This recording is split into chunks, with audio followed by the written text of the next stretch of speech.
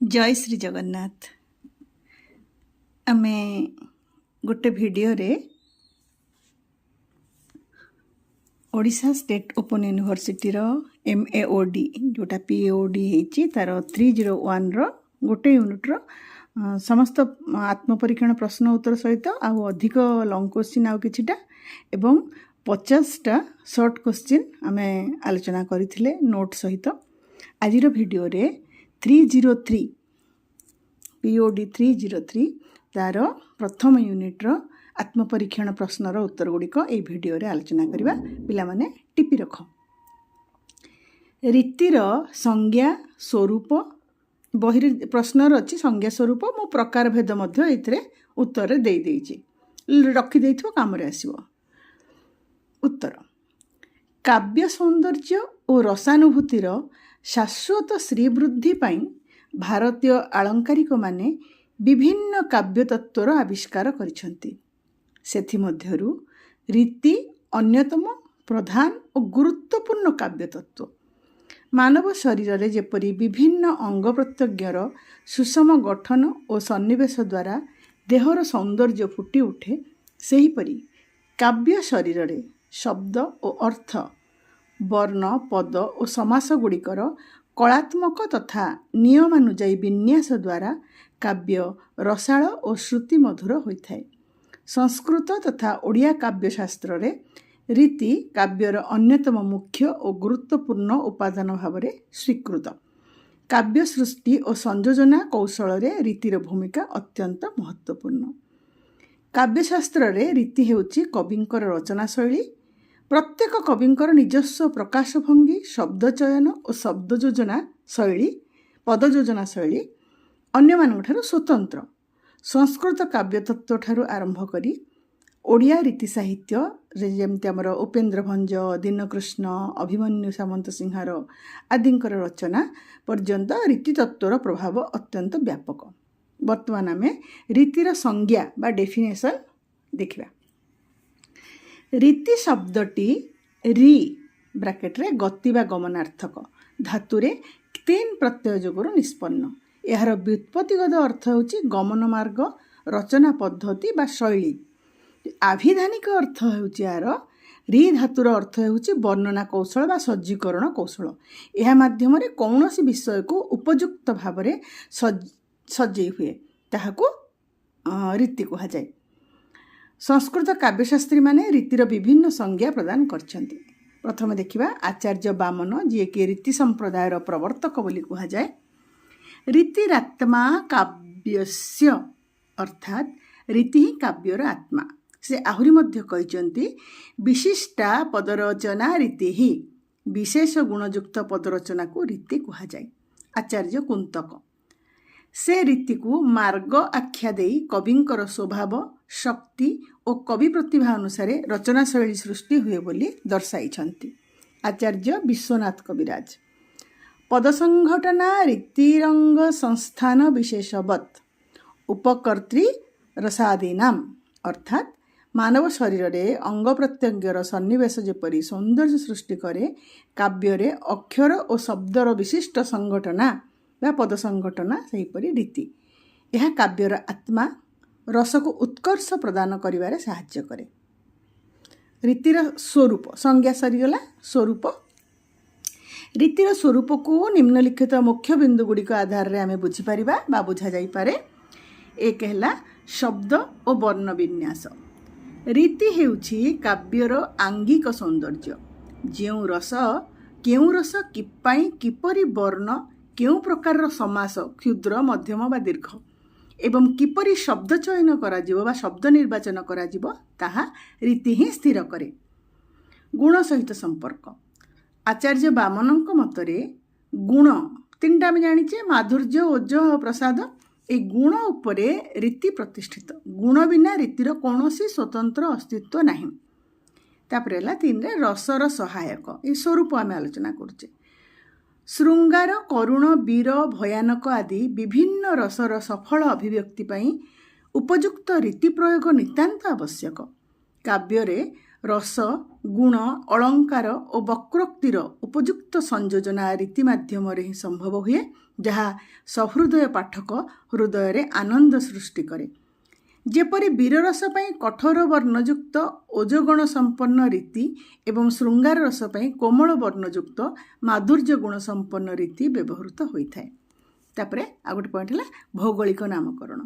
ପ୍ରାଚୀନ କାଳରେ ଆଚାର୍ଯ୍ୟମାନେ ଭାରତର ବିଶେଷ ବିଶେଷ ପ୍ରଦେଶର କବିମାନଙ୍କ ରଚନା ଶୈଳୀକୁ ଆଧାର କରି ରୀତିଗୁଡ଼ିକର ନାମକରଣ କରିଥିଲେ, ଯେମିତିକି ବୈଦର୍ଭୀ, ଗୌଡ଼ି, ପାଞ୍ଚାଳୀ, ଲାଟି ଆଦି। ଶରୀର ଓ ପ୍ରାଣର ସମ୍ପର୍କ। କାବ୍ୟରେ ନିହିତ ବିଭିନ୍ନ ଉପାଦାନ ଯେମିତିକି ଧ୍ୱନି, ରସ, ଅଳଙ୍କାର ଯଦି କାବ୍ୟର ପ୍ରାଣ ହୁଅନ୍ତି, ତେବେ ରୀତି ହେଉଛି ତାହାର ଶରୀର। ଶରୀର ବିନା ପ୍ରାଣର ପ୍ରକାଶ ଅସମ୍ଭବ। ସଂଯୋଗ ସେତୁ ମଧ୍ୟ କିପରି ନା ରୀତି କବି ଓ କାବ୍ୟ ଜଗତ ମଧ୍ୟରେ ଏକ ସଂଯୋଗ ସେତୁ ସଦୃଶ। କବି ନିଜର ପ୍ରତିଭା ଓ କୌଶଳ ପ୍ରଦର୍ଶନ କରି କାବ୍ୟ ସଂଗଠନକୁ ସୁନ୍ଦର ଓ ଆନନ୍ଦଦାୟକ କରିଥାନ୍ତି। ଇଏ ହେଲା ରୀତିର ସଂଜ୍ଞା ଆଉ ସ୍ୱରୂପ, ଯାହାକି ଆମର ପ୍ରଶ୍ନରେ ଦେଇଛି। ମୁଁ ଆଉ ଦେଇଦେଇଛି ଏଥିରେ ରୀତିର ପ୍ରକାର ଭେଦ ମଧ୍ୟ ଏଥିରେ ରହିଛି।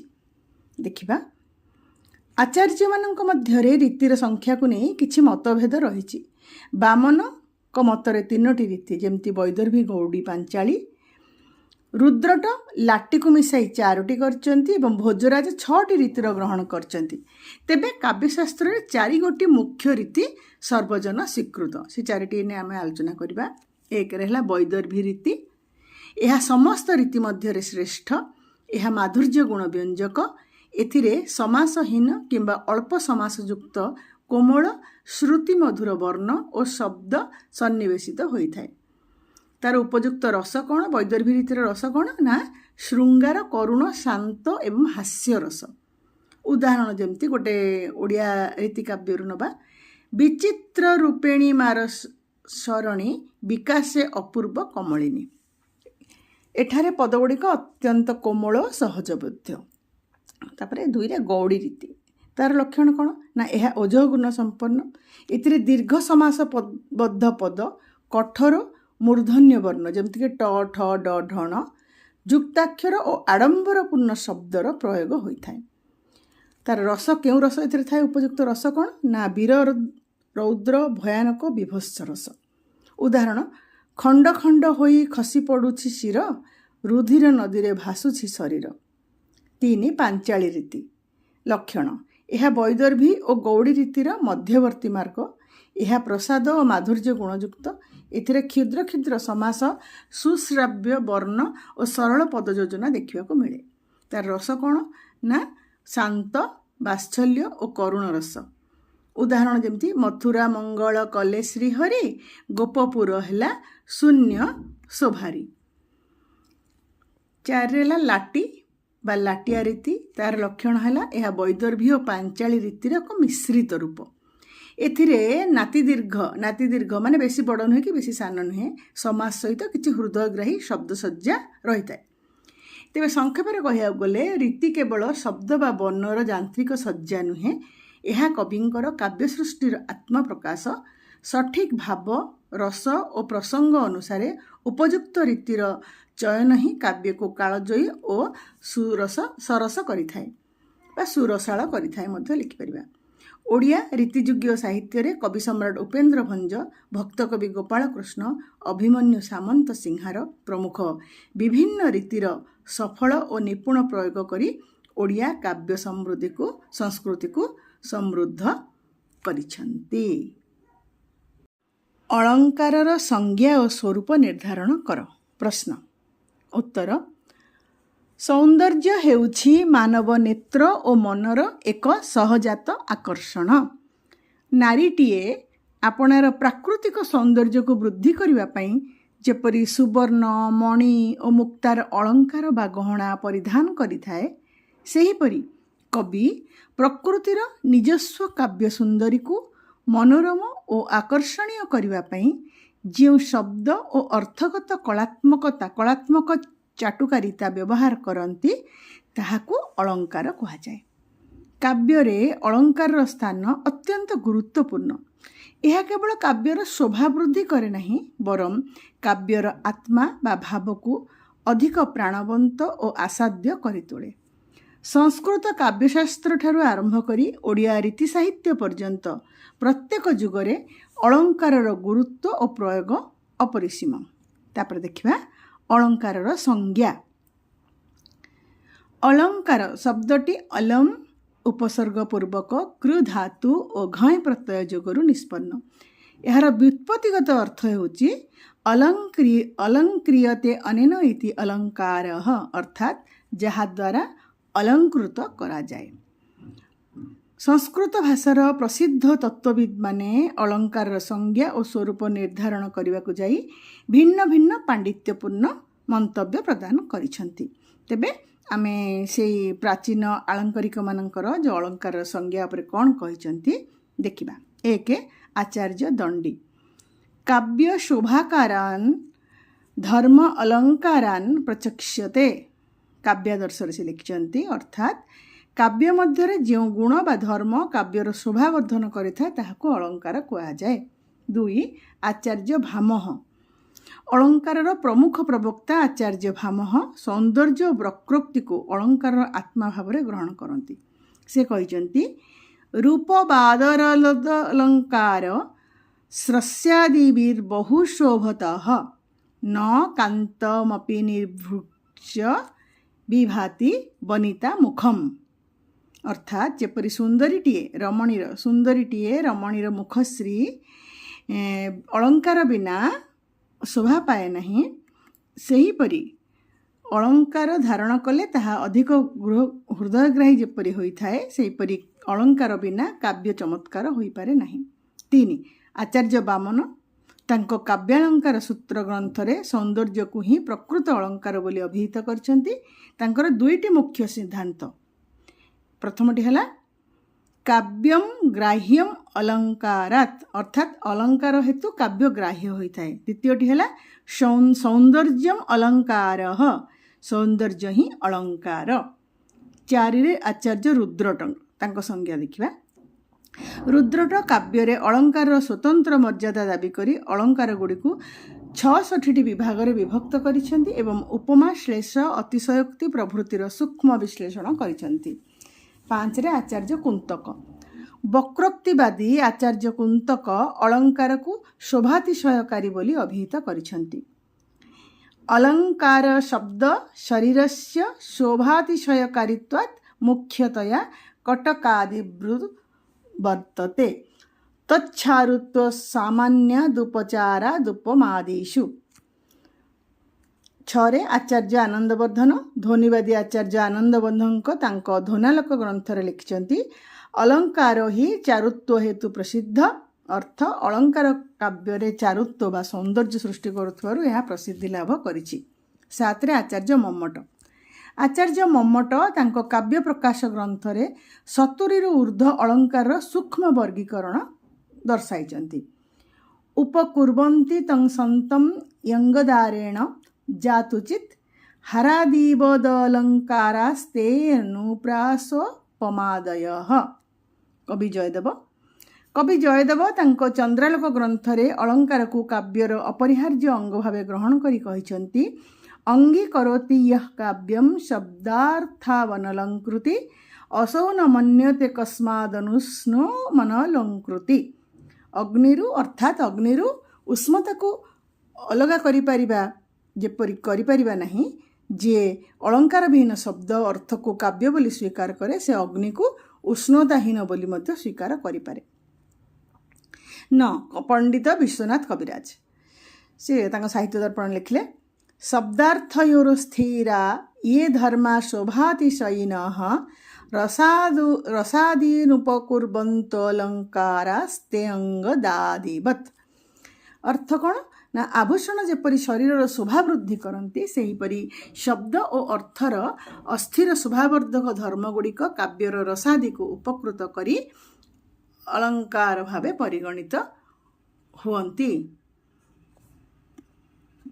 ଅଳଙ୍କାରର ସ୍ୱରୂପ ସଂଜ୍ଞା ଗଲା। ସ୍ୱରୂପ କେତେଟା ସ୍ୱରୂପ ମଧ୍ୟ ଆମେ ଏହାର କରିଛେ, 7ଟା କରିଛେ। ଚାଲ ଆଲୋଚନା କରିବା ସ୍ୱରୂପ।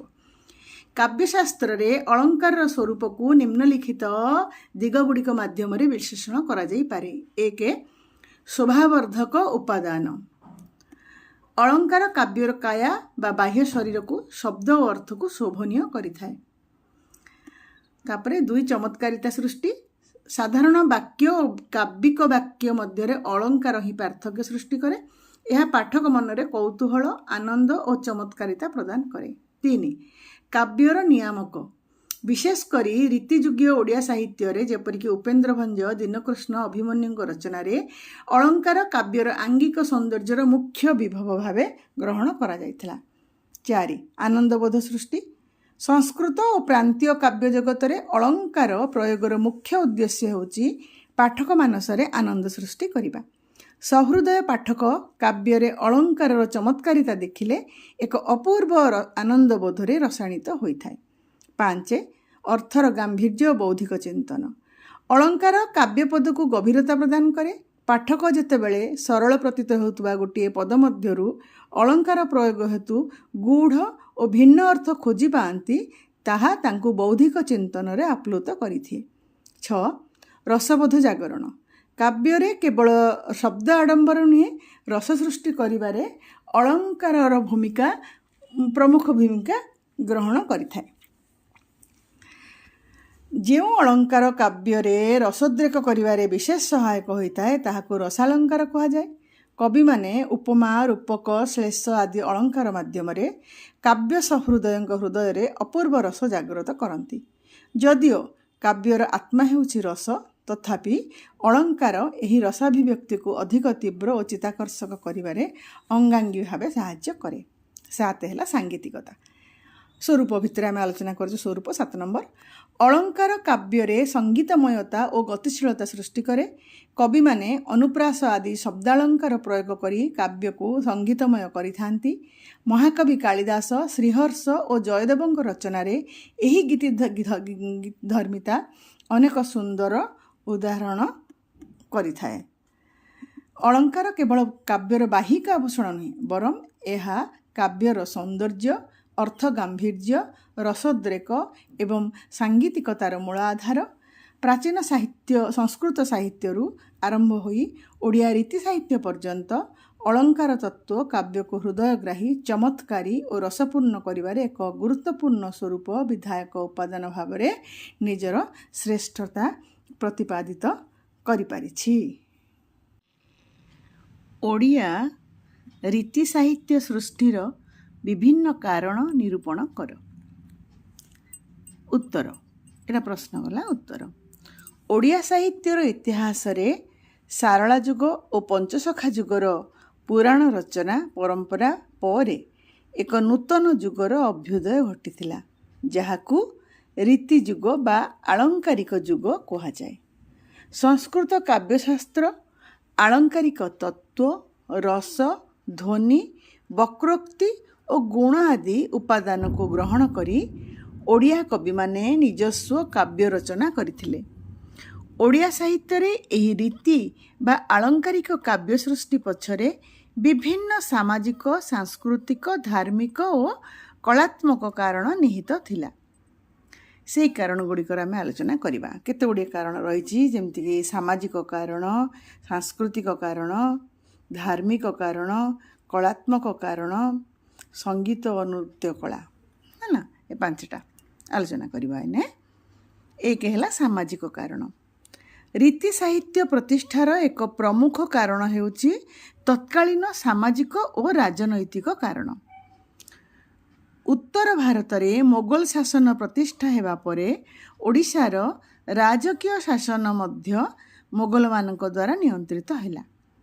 ओडिशार नियुक्त राजकर्मचारी यथा उजीर अमीर सुबेदार एवं स्थानीय राजा राजकुमार माने अत्यंत प्रभावशाली थिले। कवि माने दरबारी परिवेश द्वारा प्रभावित होई राजा और अभिजात्य वर्गों को संतुष्ट करने पई श्रृंगार रसाश्रित काव्य रचना करने को प्रेरणा पाइथिले। प्राचीन भारतीय सामंतवादी वातावरण कवि मानंकु दरबारी प्रच्छद पटरे राजकुमार राजकुमारी प्रेम और प्रशंसा आधारित काव्य रचना आड़ को आकृष्ट करिथिला। 2 सांस्कृतिक कारण। रीतिजुगीय ओडिया साहित्यर विकास रे सांस्कृतिक आदान प्रदान एक बड़ भूमिका रही। ଏହି ସମୟରେ ଓଡ଼ିଶାରେ ଚିତ୍ରକଳା, ସ୍ଥାପତ୍ୟ, ତାରକସି, ପଟ୍ଟଚିତ୍ର ଓ ଆଭୂଷଣ ଶିଳ୍ପର ଅଭ୍ୟୁଦୟ ଘଟିଥିଲା। ମୋଗଲ ଓ ହିନ୍ଦୁ ସଂସ୍କୃତିର ସମ୍ମିଶ୍ରଣ ଯୋଗୁଁ ଲୋକଙ୍କର ଜୀବନଶୈଳୀ, ପୋଷାକ ପରିଚ୍ଛଦ, ଯେମିତି ରବମା ପୋଷାକ, ସୁନାରୂପାର ଗହଣା ଏବଂ ଆଚାର ବିଚାରରେ ବିଳାସପ୍ରିୟତା ବୃଦ୍ଧି ପାଇଥିଲା।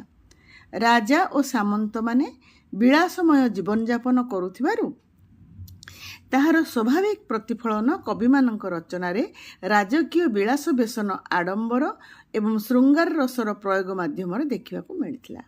3. ଧାର୍ମିକ କାରଣ। ଧାର୍ମିକ ଭାବନା ଓ ଉପାସନା ପଦ୍ଧତି ମଧ୍ୟ ରୀତିକାବ୍ୟ ସୃଷ୍ଟିକୁ ବହୁ ପରିମାଣରେ ପ୍ରଭାବିତ କରିଥିଲା। ଏହି ସମୟ ଖଣ୍ଡରେ ଓଡ଼ିଶାରେ ଭୂୟ ବିକାଶ ଘଟିଥିଲା। ସଂସ୍କୃତ ଭାଷାରେ ବୈଷ୍ଣବ କବିମାନେ ରାଧାକୃଷ୍ଣ ଓ ରାମସୀତାଙ୍କ ଲୀଳାକୁ ଆଧାର କରି ନୂତନ କାବ୍ୟଧାରା ସୃଷ୍ଟି କରିଥିଲେ। ଓଡ଼ିଆ କବିମାନେ ସଂସ୍କୃତର ଏହି ଧାର୍ମିକ କାବ୍ୟ ଓ ଆରାଧନା ପଦ୍ଧତିରୁ ପ୍ରେରଣା ଲାଭ କରି ସ୍ୱକୀୟ ଓଡ଼ିଆ କାବ୍ୟଗୁଡ଼ିକରେ କୃଷ୍ଣ, ରାମ ଓ ଅନ୍ୟାନ୍ୟ ପୌରାଣିକ ଆଖ୍ୟାୟିକାକୁ ଶୃଙ୍ଗାରିକ ଓ ଆଳଙ୍କାରିକ ଶୈଳୀରେ ରଚନା କରିବାକୁ ପ୍ରୟାସ କରିଥିଲେ। 4. କଳାତ୍ମକ କାରଣ। ସମକାଳୀନ ଅନ୍ୟାନ୍ୟ କଳାରୂପର ସମୃଦ୍ଧି କାବ୍ୟକଳାକୁ ଗଭୀର ଭାବେ ପ୍ରଭାବିତ କରିଥିଲା। ଚିତ୍ରକଳା ଓ ସ୍ଥାପତ୍ୟ। ଓଡ଼ିଶାର ପୋଥିଚିତ୍ର ଓ ମନ୍ଦିର ଗାତ୍ରର ସ୍ଥାପତ୍ୟରେ ଯଥା ଶାଳଭଞ୍ଜିକା, ନୃତ୍ୟରତା ନାୟିକା ଏସବୁ ସୌନ୍ଦର୍ଯ୍ୟର ଓ ଶୃଙ୍ଗାର ରସର ଅପୂର୍ବ ପ୍ରକାଶ ଘଟିଥିଲା। ଏହି ପ୍ରସ୍ତର କଳା ଓ ନାୟିକାମାନଙ୍କର ଅଙ୍ଗସୌଷ୍ଠବ କବିମାନଙ୍କ ମନରେ ନୂତନ ଭାବ ଓ ନାୟିକା ରୂପ ବର୍ଣ୍ଣନାର ପ୍ରେରଣା ସୃଷ୍ଟି କରିଥିଲା। ତାପରେ ଆସିଲା ଆମର 5ରେ, ସେଇଥିରେ ରହିଛି କଳାତ୍ମକ କାରଣରେ ସଙ୍ଗୀତ ଓ ନୃତ୍ୟ କଳା। ଶାସ୍ତ୍ରୀୟ ନୃତ୍ୟ ଓ ସଙ୍ଗୀତର ଚର୍ଚ୍ଚା ରାଜଦରବାର ଓ ମନ୍ଦିରମାନଙ୍କରେ ବ୍ୟାପକ ଭାବେ ହେଉଥିଲା। କାବ୍ୟକୁ ସଙ୍ଗୀତମୟ ଓ ଛନ୍ଦମୟ କରିବା ପାଇଁ କବିମାନେ ବିଭିନ୍ନ ରାଗରାଗିଣୀ, ବୃତ୍ତ ଓ ଅଳଙ୍କାରର ନିପୁଣ ପ୍ରୟୋଗ କରିଥିଲେ।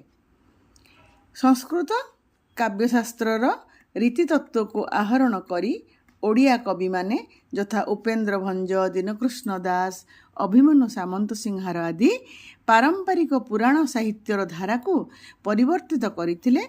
ଏହି ସାମାଜିକ, ସାଂସ୍କୃତିକ, ଧାର୍ମିକ ଓ କଳାତ୍ମକ କାରଣଗୁଡ଼ିକର ସମ୍ମିଳିତ ପ୍ରଭାବ ଯୋଗୁଁ ଓଡ଼ିଆ ସାହିତ୍ୟରେ ଏକ ସମୃଦ୍ଧ ଓ ସୌନ୍ଦର୍ଯ୍ୟମୟ ରୀତିଯୁଗର ସୂତ୍ରପାତ ହୋଇଥିଲା। ଏହାପରେ ଆମେ ସଂକ୍ଷିପ୍ତ ପ୍ରଶ୍ନର ଉତ୍ତର ଆଲୋଚନା କରିବା। ସଂକ୍ଷିପ୍ତ ପ୍ରଶ୍ନ 9ଟି ରହିଛି। এইଗୁଡ଼ିକୁ ଆମେ 3 ନମ୍ବର, 5 ନମ୍ବର ଏସବୁ ପ୍ରଶ୍ନ ଆକାରରେ ତା ଭିତରୁ ପ୍ରଶ୍ନ ଆସିବ।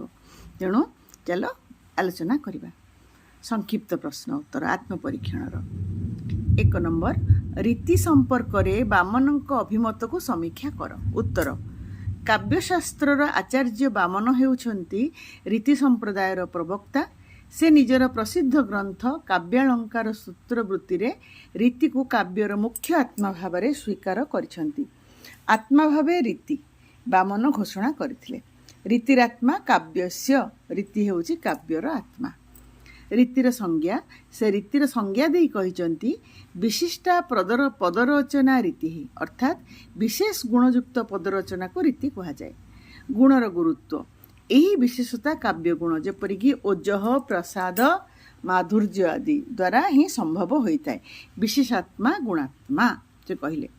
ରୀତିର ପ୍ରକାରରେ ବାମନ କାବ୍ୟକୁ 3ଟି ମୁଖ୍ୟ ରୀତିରେ ବିଭକ୍ତ କରିଛନ୍ତି। ବୈଦର୍ଭୀ, ସମସ୍ତ କାବ୍ୟ ଗୁଣର ସମ୍ପନ୍ନ, ସମାସହୀନ ଏବଂ କିମ୍ବା ଅଳ୍ପ ସମାସଯୁକ୍ତ କୋମଳ ରଚନା, ଏଇଟା ହେଲା ବୈଦର୍ଭୀ ରୀତି। ଗୌଡ଼ୀ ରୀତି, ଓଜଃ ଓ କାନ୍ତି ଗୁଣଯୁକ୍ତ ଦୀର୍ଘ ସମାସବଦ୍ଧ ଆଡ଼ମ୍ବରପୂର୍ଣ୍ଣ ରଚନା। ପାଞ୍ଚାଳୀ ରୀତି, ମାଧୁର୍ଯ୍ୟ ଓ ସୌକୁମାର୍ଯ୍ୟ ଗୁଣଯୁକ୍ତ ସାଧାରଣ ସମାସଯୁକ୍ତ ମଧୁର ରଚନା। ତାହେଲେ ବାମନଙ୍କ ମତରେ କାବ୍ୟର ବାହ୍ୟ ଓ ବାଚନିକ ସୌନ୍ଦର୍ଯ୍ୟ ଗଠନରେ ଗୁଣ ଓ ରୀତିର ଭୂମିକା ସର୍ବାଧିକ। 2 ନମ୍ବର ପ୍ରଶ୍ନ, ଅଳଙ୍କାର ସମ୍ପର୍କରେ ଭାମହଙ୍କ ମତ କ'ଣ ନିର୍ଦ୍ଧାରଣ କର।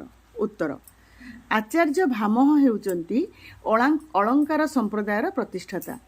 ସେ ନିଜ ଗ୍ରନ୍ଥ କାବ୍ୟାଳଙ୍କାରରେ କାବ୍ୟରେ ଅଳଙ୍କାରର ଅପରିହାର୍ଯ୍ୟତା ବିଷୟରେ ବୁଝାଇଛନ୍ତି। ଅଳଙ୍କାରର ଗୁରୁତ୍ୱ, ଭାମହଙ୍କ ମତରେ ଅଳଙ୍କାର ବିନା କାବ୍ୟ ସୌନ୍ଦର୍ଯ୍ୟହୀନ। ସେ ଏକ ସୁନ୍ଦର ଉପମା ଦେଇ କହନ୍ତି, ନ କାନ୍ତମପି ନିର୍ଭୂଷଂ ବିଭାତି ବନିତା ମୁଖମ୍ ଅର୍ଥାତ୍ ଜଣେ ସୁନ୍ଦରୀ ନାରୀର ମୁଖ ଯେପରି ଅଳଙ୍କାର ଆଭୂଷଣ ବିନା ଶୋଭା ପାଏ ନାହିଁ, ସେହିପରି ଅଳଙ୍କାର ବିନା କାବ୍ୟର ଶବ୍ଦ ଓ ଅର୍ଥ ରମଣୀୟ ହୋଇପାରେ ନାହିଁ। ତାର ଗୋଟେ ସଂଜ୍ଞା ଦେଇଛନ୍ତି ସାଧାରଣ ସଂଜ୍ଞାରେ। ସେ ଶବ୍ଦ ଓ ଅର୍ଥର ବୈଚିତ୍ର୍ୟକୁ କାବ୍ୟର ସୌନ୍ଦର୍ଯ୍ୟ ବୋଲି ମାନନ୍ତି। ତାଙ୍କ ମତରେ ବକ୍ରୋକ୍ତି ହିଁ ସମସ୍ତ ଅଳଙ୍କାରର ମୂଳ। 3 ନମ୍ବର ପ୍ରଶ୍ନ, ଓଡ଼ିଆ ରୀତିଯୁଗ ସୃଷ୍ଟିର ସାମାଜିକ କାରଣ କ'ଣ ଲେଖ? ଉତ୍ତର, ଓଡ଼ିଆ ସାହିତ୍ୟରେ ଷୋଡ଼ଶ ଶତାବ୍ଦୀର ଶେଷ ଭାଗରୁ ଅଷ୍ଟାଦଶ ଶତାବ୍ଦୀ ମଧ୍ୟରେ ରୀତିଯୁଗ, ଯେଉଁଠିକି ଆମର ଉପେନ୍ଦ୍ର ଭଞ୍ଜ, ଦୀନକୃଷ୍ଣ, ଅଭିମନ୍ୟୁ ଆଦିଙ୍କ ଯୁଗ ବିକଶିତ ହୋଇଥିଲା। ଏହାର ମୁଖ୍ୟ ସାମାଜିକ କାରଣ ଗୁଡ଼ିକ ହେଲା ରାଜକୀୟ ଓ ସାମନ୍ତବାଦୀ ପ୍ରଭାବ। ଓଡ଼ିଶାରେ ଗଜପତି ଶାସନର ପତନ ପରେ ଛୋଟ ଛୋଟ ଗଡ଼ଜାତ ରାଜ୍ୟର ସୃଷ୍ଟି ହୋଇଥିଲା। ରାଜା ଓ ସାମନ୍ତମାନେ ବିଳାସପ୍ରିୟ ଥିଲେ। ସେମାନଙ୍କର ଆମୋଦ ପ୍ରମୋଦ ଓ ରସାସ୍ୱାଦନ ପାଇଁ କବିମାନେ ଶୃଙ୍ଗାର ରସାତ୍ମକ ଓ ଚିତ୍ତାକର୍ଷକ କାବ୍ୟ ରଚନା କରିବାକୁ ପ୍ରେରଣା ପାଇଲେ। ତାପରେ ଗୋଟେ ପଏଣ୍ଟରେ ସାଧାରଣ ଜନଜୀବନରୁ କାବ୍ୟର ଦୂରତା। ସାମାଜିକ ଅସ୍ଥିରତା ଯୋଗୁଁ ଲୋକମାନେ ବାସ୍ତବ ପ୍ରତିକୂଳତାକୁ ପାସରିବା ପାଇଁ ସୁନ୍ଦର କାଳ୍ପନିକ ଓ ଶୃଙ୍ଗାରାତ୍ମକ କାବ୍ୟକୁ ଆଦର କଲେ। ତାପରେ ଆଉ ଗୋଟେ ପଏଣ୍ଟ, ଜ୍ଞାନୀ ସମାଜର ଆଦର। ନିଜର ଶାସ୍ତ୍ରଜ୍ଞାନ, ବ୍ୟାକରଣ ଓ ପାଣ୍ଡିତ୍ୟ ଦେଖାଇ ରାଜସଭାରେ ଆଦୃତ ହେବା ପାଇଁ କବିମାନେ ଜଟିଳ ରୀତିସିଦ୍ଧ କାବ୍ୟ ରଚନା କରିଥିଲେ। ଇଏ ହେଲା 3 ନମ୍ବର ପ୍ରଶ୍ନ। କାରଣ ଗୁଡ଼ିକ ଭିତରେ ଏସବୁ କାରଣ ଗୁଡ଼ିକ ପଏଣ୍ଟ କରି କରି ଲେଖିବ।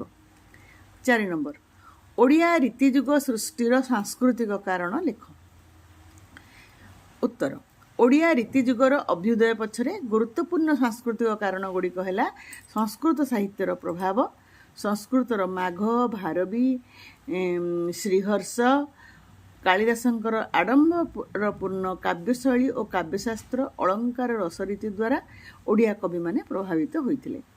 ଆଉ ଗୋଟେ ପଏଣ୍ଟରେ ତାର ରହିଲା ସଙ୍ଗୀତ ଓ ଚୌପଦୀ ସଂସ୍କୃତି। ଓଡ଼ିଶାର ସାଂସ୍କୃତିକ ଜୀବନରେ ଛାନ୍ଦ, ଚୌପଦୀ, ଓଡ଼ିଶୀ ସଙ୍ଗୀତ ଓ ତାଳ ରାଗ ଆଧାରିତ ପଦରଚନାର ପ୍ରଚଳନ ବଢ଼ିଗଲା। କାବ୍ୟକୁ ଗେୟ ଓ ସଙ୍ଗୀତମୟ କରିବା ପାଇଁ ରୀତିକାବ୍ୟର ଜନ୍ମ ହେଲା। ତାପରେ ଆଉ ଗୋଟେ ପଏଣ୍ଟ, ଚିତ୍ରକଳା ଓ ସ୍ଥାପତ୍ୟର ପ୍ରଭାବ। ଓଡ଼ିଶାର ମନ୍ଦିର ଗାତ୍ରରେ ଖୋଦିତ ହୋଇଥିବା ସୂକ୍ଷ୍ମ କାରୁକାର୍ଯ୍ୟ ଭଳି କବିମାନେ ଶବ୍ଦ ମାଧ୍ୟମରେ କାବ୍ୟରେ ଅଳଙ୍କାର ଓ କାରୁକାର୍ଯ୍ୟ ପ୍ରଦର୍ଶନ କରିବାକୁ ଶ୍ରେୟସ୍କର ମଣିଲେ। 5 ନମ୍ବର ପ୍ରଶ୍ନ, ଓଡ଼ିଆ ରୀତିଯୁଗ ସୃଷ୍ଟିରେ ଧର୍ମୀୟ କାରଣ ନିରୂପଣ କର। ଉତ୍ତର, ରୀତିଯୁଗର ସୃଷ୍ଟି ଓ ବିକାଶରେ ଧର୍ମୀୟ ଚେତନାର ଭୂମିକା ଅତ୍ୟନ୍ତ ପ୍ରଭାବଶାଳୀ ଥିଲା।